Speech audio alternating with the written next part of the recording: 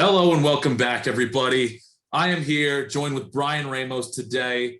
We are talking March Madness Final Four coming up this weekend, the men's NCAA tournament coming down to the last 2 days of the season as the Final Four will be on Saturday and the finals will cap off the tournament on Monday. It's been an exciting tournament, but there's still 3 games left to be played, and Brian and I are here ready to break it all down for you. How you feeling today, Brian?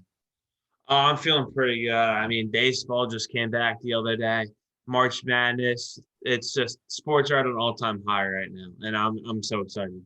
Absolutely. And in case you haven't checked out our baseball podcast yet, Brian and I, along with Rob, previewed the upcoming baseball season. So be sure to go check it out.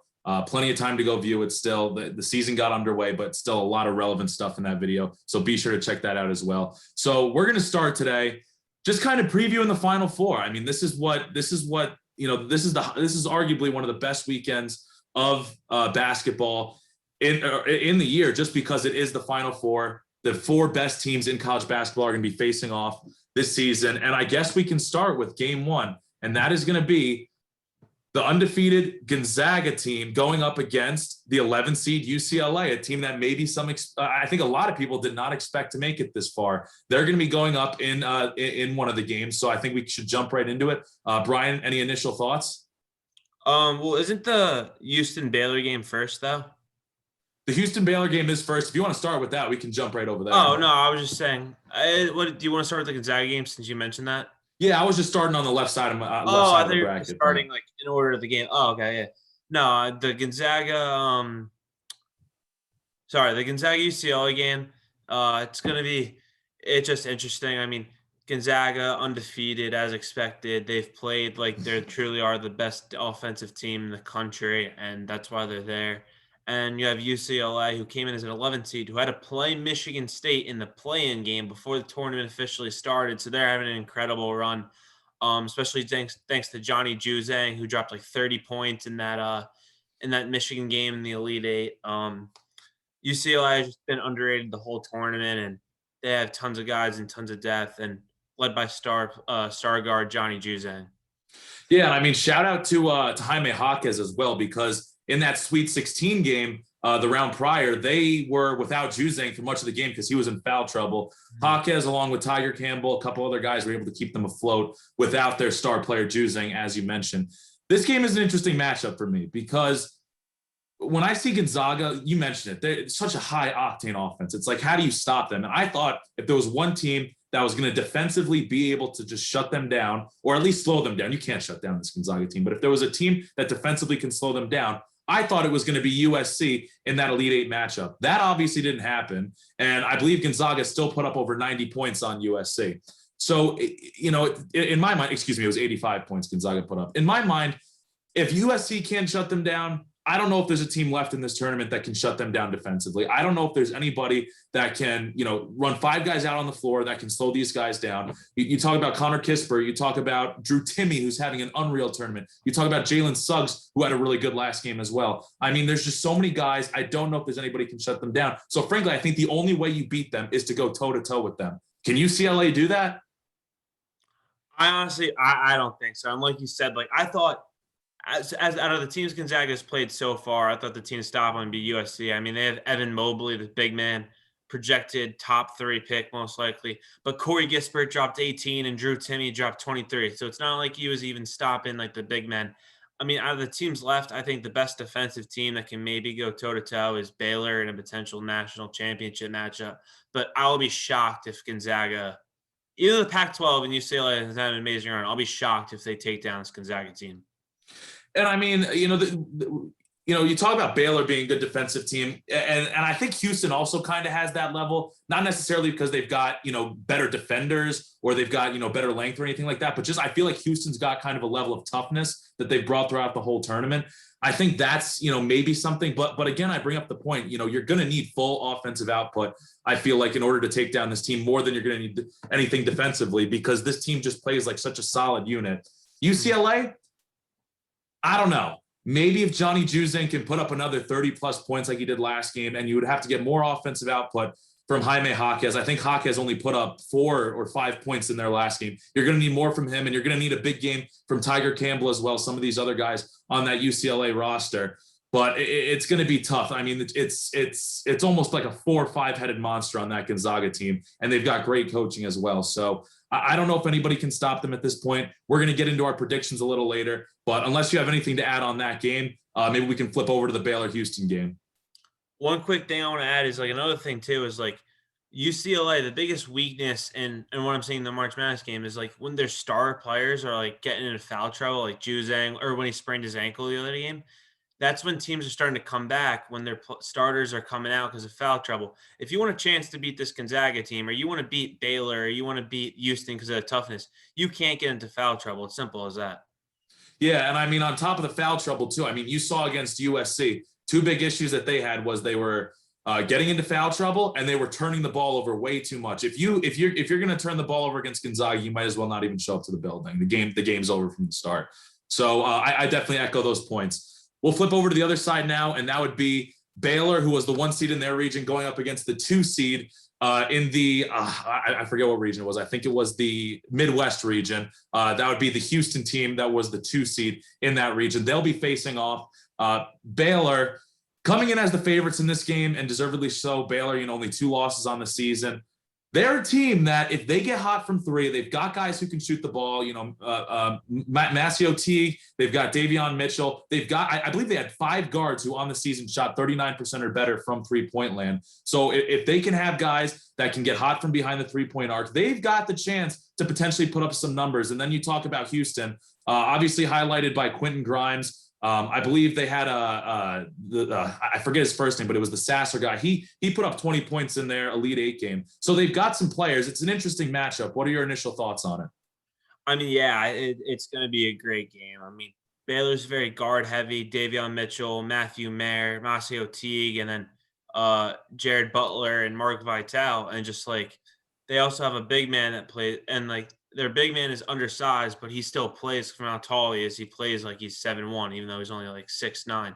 And Houston, you have the like you said, Quentin Grimes, who's been going off in the tournament, and Baylor can know this guy well because he's a former Kansas transfer. So it's that Big 12 matchup. But like you said, Houston, they've gotten past him far and had impressive victories because of the toughness. Like you said, they bring that.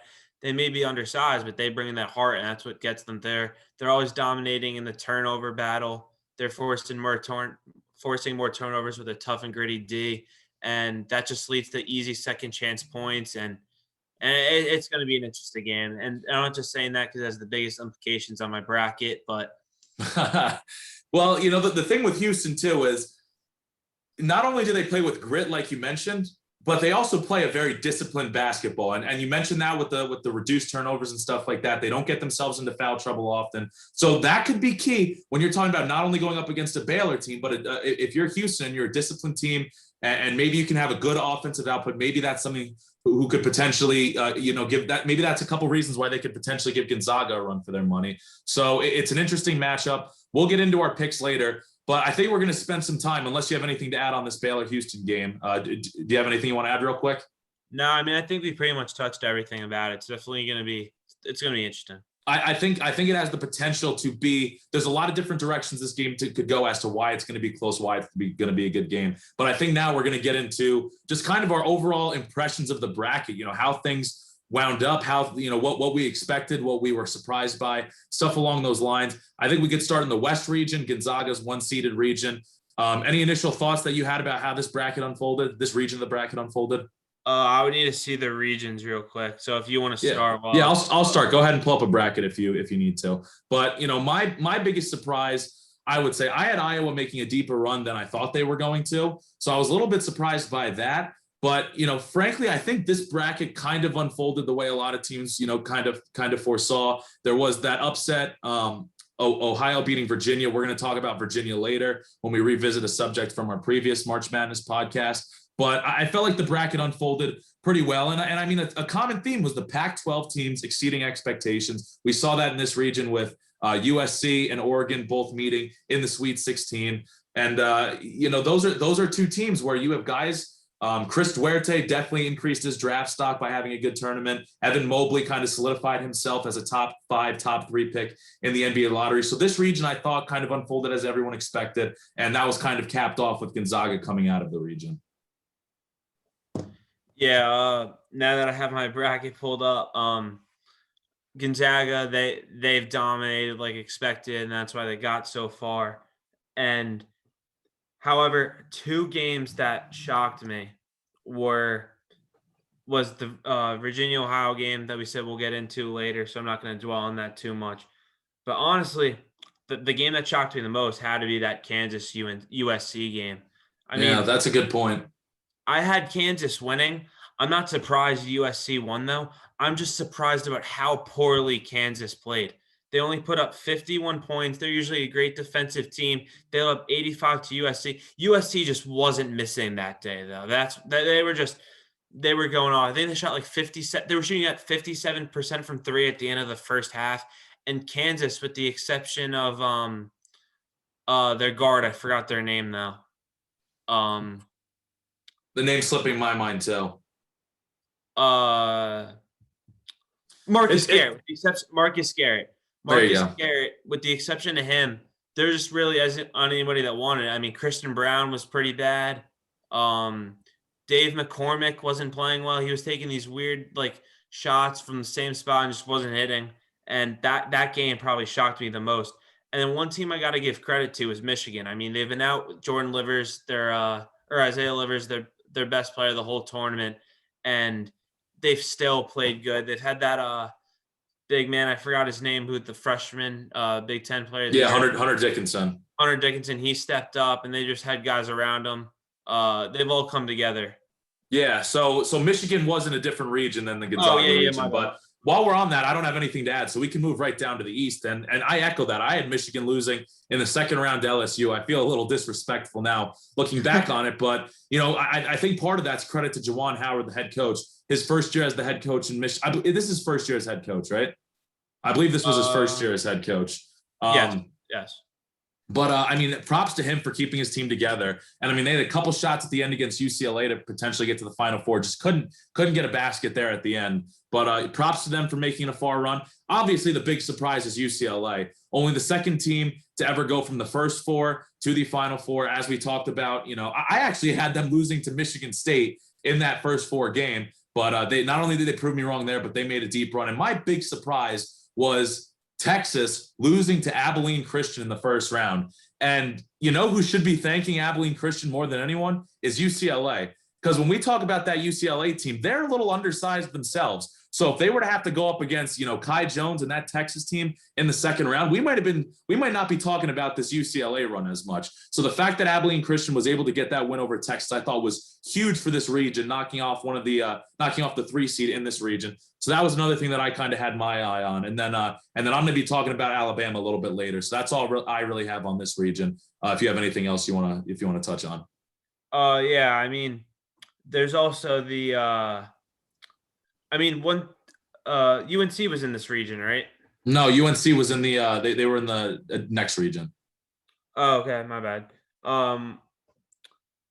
The Abilene Christian Texas game. I mean, that was just an awful game. I mean, Shaka Smart just didn't look like his team was like mentally prepared for it, and it just wasn't good. But definitely wasn't a good showing.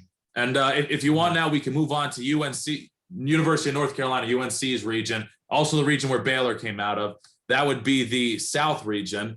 And, Baylor kind of cruised for most of this tournament. I don't think they had a single game where they were within 10 points. So, outside of that, you look at the rest of the division or the rest of the region. Villanova made a deeper run than I was kind of expecting. Purdue was the big upset in the first round, losing to North Texas. And outside of that, most was expected until we got down to that 2-seed game. And that 2-seed game is where the biggest storyline of the tournament came out. That was Ohio State. They lost in the first round to Oral Roberts. What a run by Oral Roberts that was. And, absolutely came out of nowhere.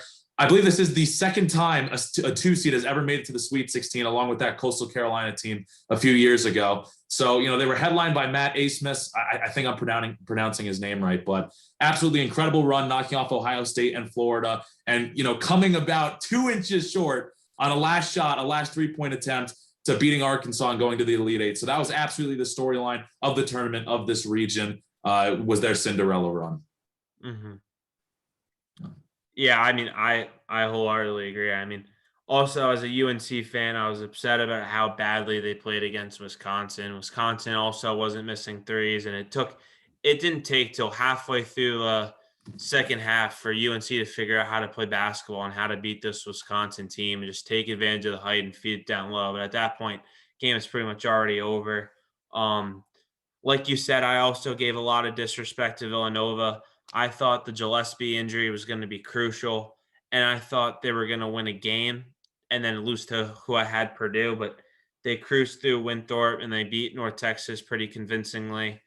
Got to give credit where credit is due to Oral Roberts taking down Ohio State and then beating a very solid Florida team, even without Keontae Johnson. And then, like you said, almost coming away to beat Arkansas.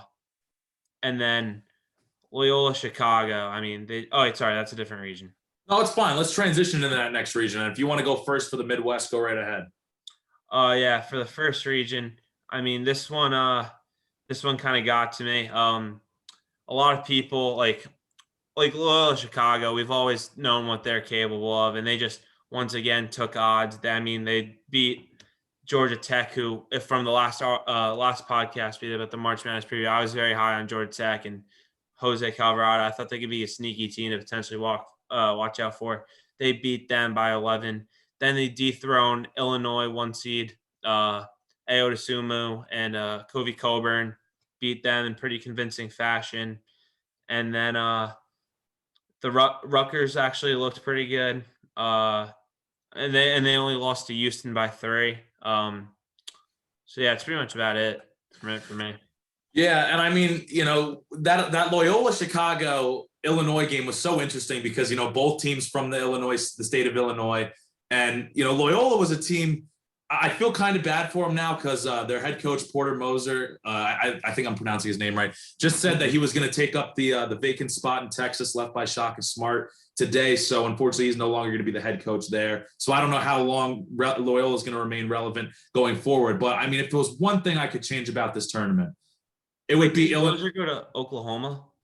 Was it Oklahoma? Yeah. Are you sure?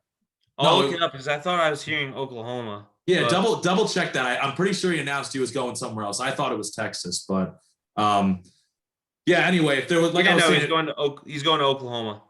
He's going to Oklahoma. Okay, so I take that back. He's going to Oklahoma, not Texas. My mistake there. But like I was saying before, if there was one thing I could change about this tournament, it would be Illinois finding a way to beat Loyola in that second round game. Now, I know Loyola is a good story. I know Sister Jean's a good story. And I know everybody, kind of likes that story. But the fact that they then were to lose in the next round kind of made it disappointing. And I feel like right now, the way things have shaken down with Baylor and Gonzaga, Illinois is a team that I feel could really throw a wrench in both Baylor and Gonzaga seasons even still. So I kind of wish they could have found a way to get past Loyola, maybe make a run to the Final Four. But unfortunately, that didn't happen. Loyola got the win and then would go on to lose to Oregon State. It was another Cinderella story in that region, beating Tennessee, beating Oklahoma State, beating Loyola, and then falling short of Houston by just a few points in that Elite Eight game. They were another story, and they were ranked 12th, last place in the Pac-12 by the coaches poll at the start of the season. So an incredible run by them, not only in the regular season, not only in their conference tournament, but then also here in the NCAA tournament. So that's all I have to say about the Midwest region. If you have nothing else to add, we can move on to our next topic. Yeah, I completely forgot about that Oregon State thing. Yeah, Oregon State picked last in the coaches poll, and then they just balled out in the Pac-12 tournament, which led them getting into March Madness and towards the end of the second half of the season. And that Oklahoma State game is crazy. I mean, I picked them to go to the final in my bracket, and they just completely neutralized Cade Cunningham. He just didn't play well that game. He'll still be the first pick of the NBA draft, though. No doubt. Yeah, no doubt. But yeah, that's a good point too. Is that they just shut down that Oklahoma State team with Lynn Boyden Jr. as the head coach. So that being said, our next segment here, that we have planned out here is, if you remember back to the initial March Madness podcast we did at the start of the tournament, Ramos and I both gave one team that we felt had something to prove in this tournament, had something that they needed to show or do in this tournament in order to prove themselves. And Ramos, if you want to kick it off, your team was Virginia, and I'll let you take it from here. Yeah, so I mean, at the end, I wanted to throw a little curveball, and that's why I came with that question. I was like, Nick, what team do you think has the most to prove?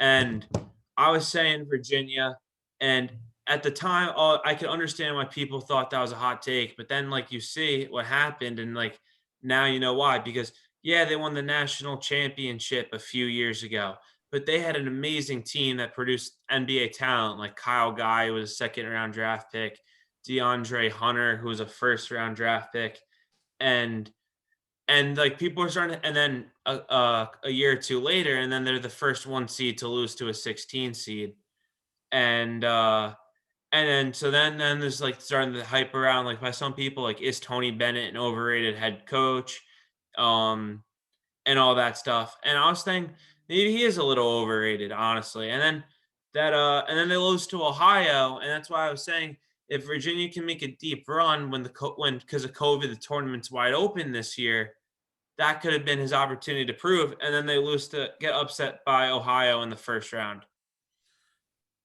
Now I hear what you're saying, and it was disappointing. And now I get what you're saying. Now I feel like there's something where it's like, okay, this is two of the past 3 tournaments.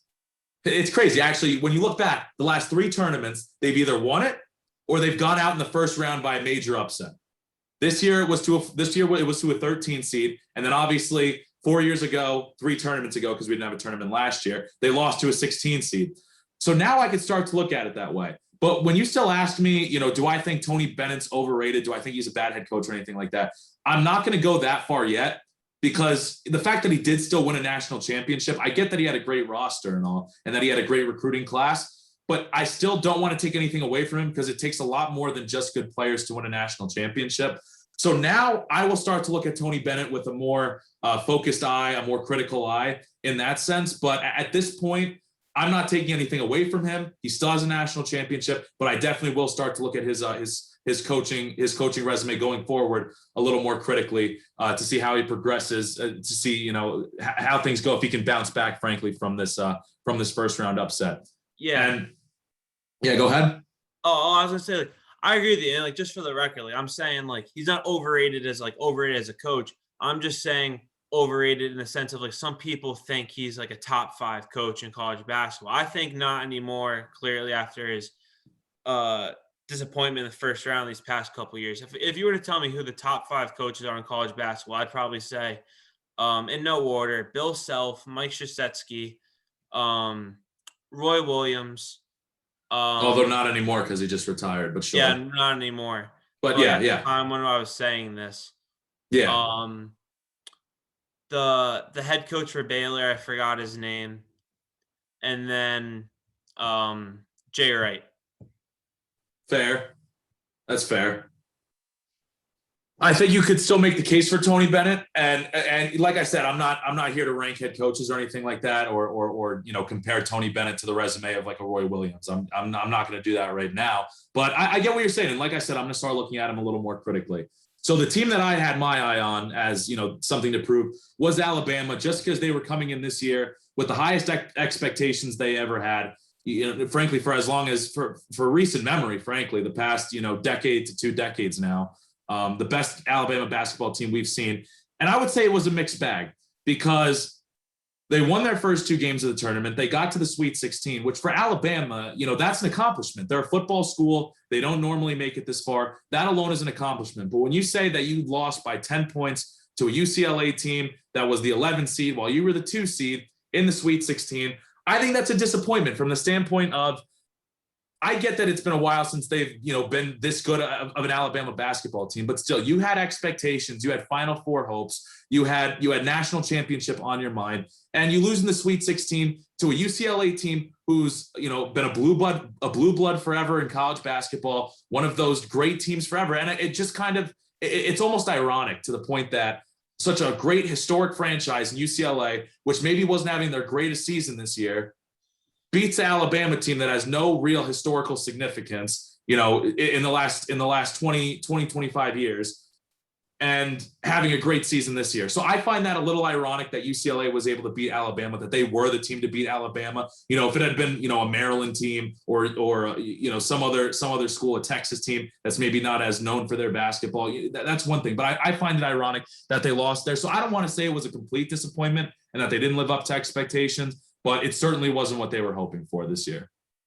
Oh yeah, I wholeheartedly agree. I don't think you could say it any better. I mean, I thought Alabama was going to be in that range. I just didn't think it was going to be the teams UCLA that they would lose to. But I know people that were big Alabama haters, and then when they saw them win, they were like, "Okay, this team's good. Like they can potentially win." And so, like, I think Alabama got the respect that they deserved, even though they still underperformed in their eyes because they're as a 2 seed, they wanted to get to like the Final Four or the Elite Eight. But I still think they had a good run. I mean, Javon Quinterly, a 5-star, like. He's putting Alabama back on the map for basketball, and they are trying to become a basketball school again because the last time they had an NBA talent was Colin Sexton, and they're trying to just get reestablish their program and trying to just bring SEC basketball back, especially when Kentucky, who's ran that conference, had a down year, and they're looking to be the next face of the SEC. And look, I love Colin Sexton. He had a great career with Alabama. I believe he was only there for 1 or 2 years, but still, even when you go back, that's pretty recent history. And even in that year, I think they lost in the second round. So when you ask me, has this Alabama team really had any major success in the last 20 years? No, not really. Nothing to speak of. They haven't really had a Final Four run. They haven't had they really haven't had a deep run. And when you're a team this year that has Final Four expectations, final, aspirations, it's a little bit of a disappointment, but it is a mixed bag because this isn't as far as Alabama is used to getting in basketball. But who knows? Colin Sexton was only a few years ago. Now this Alabama team was ranked as a 2 seed. Maybe we can start to see Alabama bring in some better basketball recruiting classes and maybe be a consistent face in the SEC. So we'll see how that pans going forward. So I'd say it was a mixed bag for Alabama in this tournament. And one other point I just want to say on them too is just the fact that in the second round, they were looking like a legit championship team, beating Maryland 96-77. I was talking to people who were saying this team is a legit threat to Gonzaga, in that Final Four game, should both teams meet there. And then obviously they lost to UCLA by 10 in the next round. So Alabama is definitely a school that I'm going to be keeping my eye on the next few years in college basketball to see if they can progress from this spot or if this was the pinnacle and they're going to be, in mediocrity for the next 10 years. Yeah, I wholeheartedly agree. Sounds good. So nearing the end of this podcast, everybody, and the last thing that we got to do, it's prediction time. Final Four, UCLA, Gonzaga, Baylor, Houston. Ramos, you want to go first? For both games or just the first game? I'll let you take the Gonzaga UCLA game first, and then I'll take the Baylor Houston game first, and then we'll yeah. So go ahead with Gonzaga UCLA. So the Gonzaga UCLA game, like we talked about, UCLA, one of the hottest teams in this tournament, an 11 seed going as a play-in game. Johnny Juzig and that other guy that you said, I forgot his name. Jaime Jaquez, yeah. Jaime Jaquez, they've been playing lights out. But I just think at some point you can only shoot that amazing from deep for so long. And I just think that they're going to keep making mental mistakes against Gonzaga and they'll take advantage. And I just think that big three of Jalen Suggs, Andrew Nembhard, and Drew Timme, you can even throw in Corey Kispert. I just think it would take too many people to try and stop that core four. And I got Gonzaga going to the national championship undefeated. You call it a core four, Ramos, because that's exactly what it is. There's no sugarcoating that. They've proven that is a legit four guys can absolutely score the basketball and be high-octane offensive players. It's a core four. And I'm also going to agree with you. I have Gonzaga going to the Final Four. I think UCLA, it's been a beautiful run. Gonzaga proved in this last game against USC too. They're no slumps on defense either. I think they're going to be able to shut down UCLA on offense. I just don't think that there's any way that defensively you can beat Gonzaga. You have to absolutely go pound for pound with them on the offensive side of the ball to beat Gonzaga. And I don't think UCLA is going to do that, combined with the fact that I think Gonzaga is going to be able to slow them down. I have Gonzaga going to the championship game. As for the other Final Four matchup, Baylor, Houston, It's tough because I see what Quentin Grimes, I see how great a player he is, and I could see how he could take over a game. And I do like what they bring to the table defensively. But Baylor is just so good offensively, and they do also have some defensive prowess. Davion Mitchell, I've absolutely loved the way he's played in this tournament. The one concern I have is you saw in the last game when Davion Mitchell got into foul trouble, this Baylor team was not the same. Jared Butler, Maceo Teague, some of those other guys, they're great players, but they could not hold up without Davion Mitchell. And luckily, he was able to get through the game, and they were able to secure the victory. That is a key. And with this tough defense that Houston plays, they could potentially cause problems for Baylor and get them into foul trouble. At the end of the day, I'm still going to choose Baylor, and I'm going to have them go to the championship against Gonzaga in that championship game. Your takes on the game? Well, first of all, I just want to say, to win my pool, I need Houston to win. So let's go Cougars. But to get seriousness, yeah, you hit great points. I mean, I love what Quentin Grimes and this Houston team is doing. They're a very underrated team every year. I even remember when former Knicks draft pick Damian Dotson was on that team, and he led the country in three-point shooting. So Houston's known for having shooters and having that tough grit and very respectable program. But at the end of the day, I think Baylor is just too dominant. Offensive side, they're very good. Defensive side, they're one of the best defensive teams and rebounding teams in the country. And I just think that it would take a lot for Houston to beat Baylor. But I'm gonna give keys for each team if they want to win. For Baylor, it's get hot early and try to contain Quentin Grimes. I don't think you can stop Quentin Grimes, but if you can contain him from going off for at least 25 or 22, I think you're in good shape. For Houston, it's you don't let Baylor get hot, and you try to get some of their guards, Davion Mitchell and Jared Butler, in foul trouble and just make it easier. Maybe even throw in Mark Vital. And if you can just control the glass, I think Houston could win and go to the national championship. So that's who you're picking is Houston? No, I'm picking Baylor. I'm picking Baylor. Giving two keys of like how each team can win. Sure. So who do you have in that championship game? We both have Baylor Gonzaga. What's your pick? It's a tough one because it's Baylor, 1 seed, but they have 2 losses in the regular season, but they're in a much more competitive conference. And people say like, oh, undefeated teams can't win. Only time it's ever happened is in 1976, Indiana. They only did it though when there was 32 teams. So the first time where someone could do it in 64-team tournament. But I'm going Gonzaga. I think they'll be the first team to do it. As good as Baylor is, I just don't think they can stop all of that core 4. It's going to be a great game.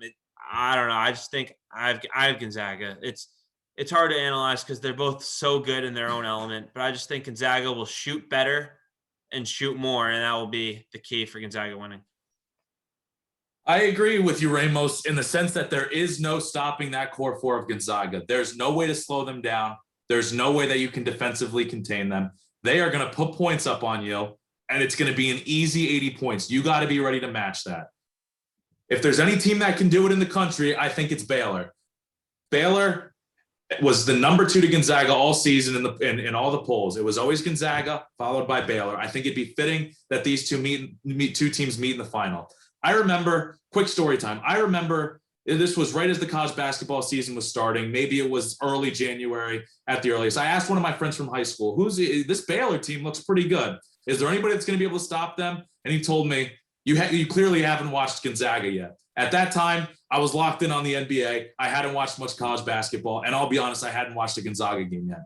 This Gonzaga team has been so high octane all season. That's the reason that they're undefeated.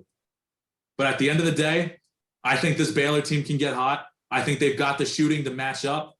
I don't care what they do on defense.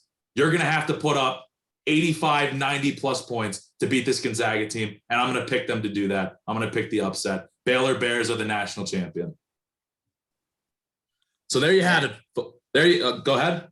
Sorry, no, what were you going to say? No, I was just going to say, there you have it. Our picks for the tournament. Brian's got Gonzaga. I'm going to take Baylor.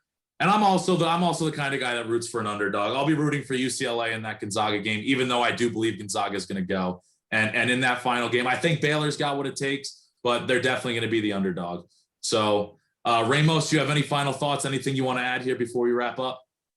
Yeah, it's gonna be crazy, especially that national championship because we're all deprived from not having the tournament last year. There's gonna be high stakes. It's can Baylor's gonna come out if they make it to the national championship and they versus Gonzaga. Baylor's gonna come out like, oh, they've been doubting us all year. Like we're the best team in the country, and they're gonna probably want it more in the beginning, and like it's gonna be crazy. It's gonna be a crazy night. And then Gonzaga is like, can we finally get over the hump of because we've always been so dominant, but we just haven't had that tournament success except when they lost to UNC in the national championship. But it's and this could be the team where Gonzaga finally gets over the hump. Everyone's been talking, can this Gonzaga team make history, be the first team in a 64 team tournament to go undefeated and win the whole thing? They're going to try to do that. There's just so many storylines in this year's tournament, and that's probably why that's also getting a lot of hype. It's going to be crazy. I can't wait. I'm on the edge of my seat for tomorrow. I can't wait either. And you know what? One thing I'm frankly happy about is, UCLA's Cinderella run is great and all that. But I'm so glad that it happened on that side of the bracket and that we have, two great teams in Baylor and Houston playing each other. So we don't have to worry about that potential, 11 seed upset against a, 1 or 2 seed that would then have to play Gonzaga in the final. I'm glad that Cinderella story is playing Gonzaga in the Final Four, not the championship game. It's setting up a potential epic championship matchup between either Baylor or Houston, whoever should win that game. So just like you, Ramos, I'm so excited. Tomorrow's first game, I believe it starts, it's some random time. It's like 5:17 or something like that. Like Eastern time, 5:14. Yeah. Folks, be ready by 5:00. Don't be dilly-dallying 5:15, 5:30. Get there for the start. That Baylor-Houston game may be one of the best games of the tournament, and that'll be the one going off first. So I want to thank everybody for listening. I want to thank everybody for watching with us so far. Get excited for those games. Grab some popcorn, grab a refreshment, whatever you need. All of our brackets are busted, but it's leading up to a great Final Four in return. Be sure to check out Paz and Pals Instagram, WordPress. We've got tons of videos. We're trying to produce content more and more often. Just had that baseball podcast go up a couple days ago. Be sure to check that out. And we will be continuing as the NBA season continues to wind down and baseball is getting ramped up. So be sure to just continue to check us out, subscribe, do what you got to do. You're not going to want to miss this content. Take care, everybody. Have a good one.